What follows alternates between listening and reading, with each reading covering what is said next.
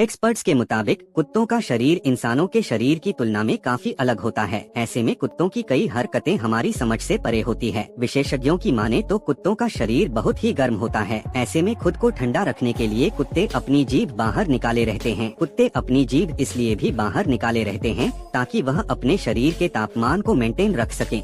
ठंड के मुकाबले कुत्ते गर्मियों में अपनी जीभ को ज्यादा समय के लिए बाहर निकाले रहते हैं। कुत्तों के शरीर का तापमान इतना ज्यादा होता है कि वह हमेशा हांफते रहते हैं। इस पूरे क्रिया को थर्मोरेगुलेशन कहते हैं। थर्मोरेगुलेशन वह प्रक्रिया है जिसके द्वारा जीभ अपने आंतरिक शरीर के तापमान को बनाए रखते हैं। वीडियो अच्छी लगी तो वीडियो को लाइक और चैनल को सब्सक्राइब करना ना भूले।